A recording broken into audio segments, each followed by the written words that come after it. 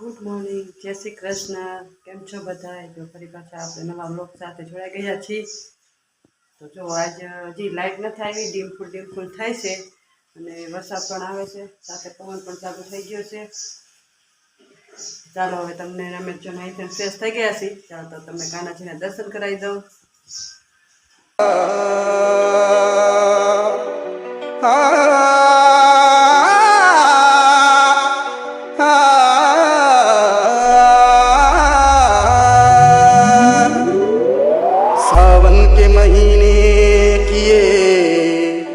पावन वो घड़ी है इस माह में भोले की जहाँ महिमा.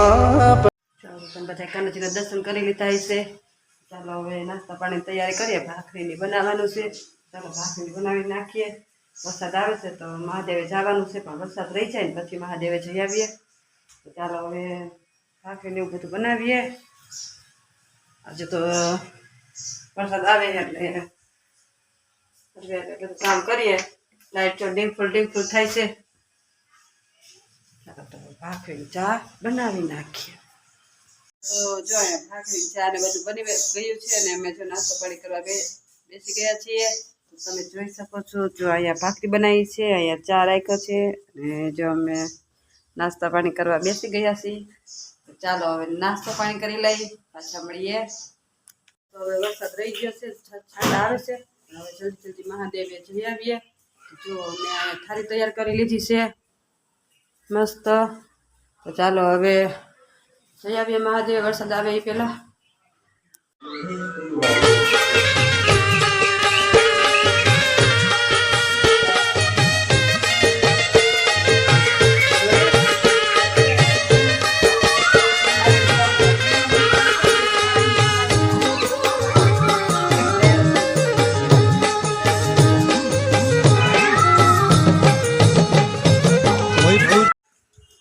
ચાલો તો હવે રસોઈ બનાવવાની તૈયારી કરીએ. મસ્ત મસ્ત પવન આવી રહ્યો છે, વરસાદ પણ આવી રહ્યો છે. જોવો તો બહુ મસ્ત પવન આવી રહ્યો છે,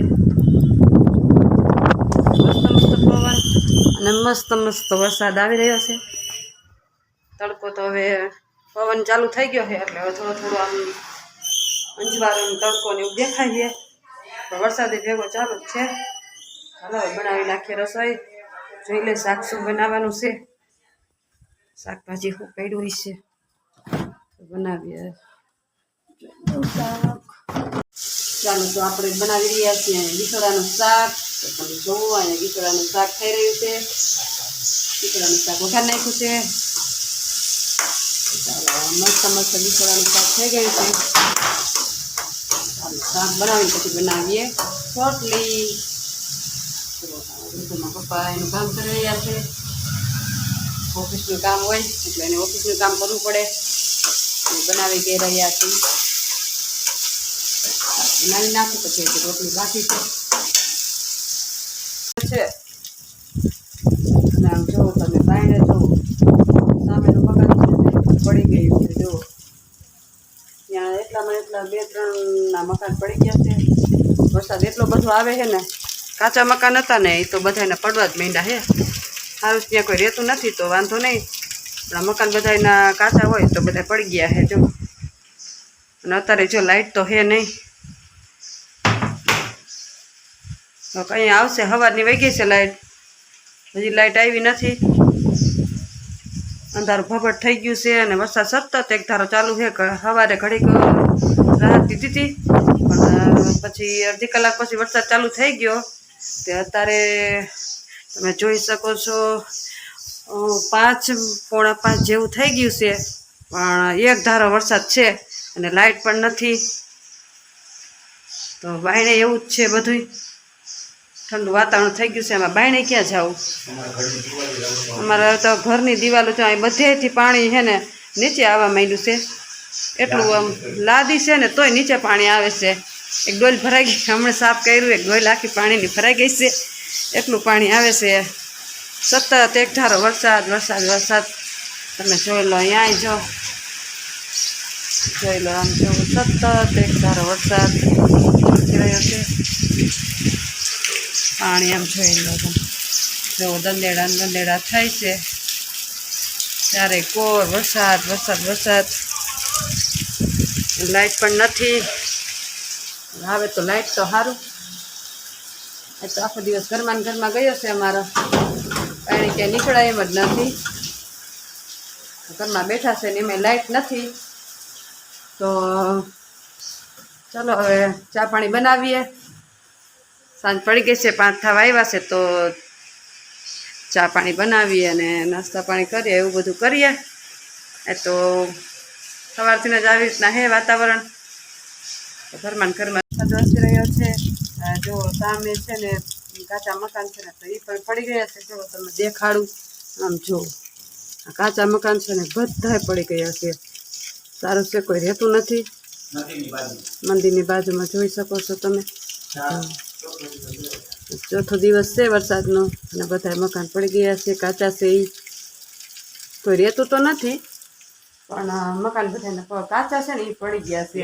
અને અમારે બેલાના, અને અમારે જો પાણી દિવાલેથી લાદી છે, છતાંય છે ને પાણી નીચે દિવાલેથી રહકવા માંડ્યું છે.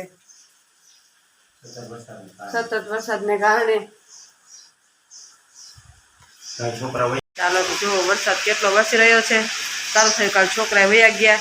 આજ તો જો બહુ વરસાદ છે, સતત એક ધારો. કાલ તો ઓછો હતો, આજ તો સતત એક ધારો વરસાદ વરસી રહ્યો છે. હવાથી ચાલુ છે. ને આજ તો જો બધે ચારેક અમદાવાદ બાજુની સાઈડ તો રસ્તાય બંધ થઈ ગયા હશે. જામનગર સાઈડની બધી બસો આવતી બંધ થઈ ગઈ છે. સારું થયું, છોકરા વયા ગયા. ફોન આવી ગયો, છોકરાઓ પોગી ગયા છે. એટલે કાંઈ વાંધો નથી. છોકરાઓને થોડીક નિરાશ થઈ ગઈ. નકર આમ ઉપાધિ આજ જો ગયા હોત ને તો ઉપાધિ જેવું રહે. કાલ ભલે થોડુંક લેટ થયું, પણ વયા ગયા છોકરા. આજ તો કેટલી બસો બંધ થઈ ગઈ છે.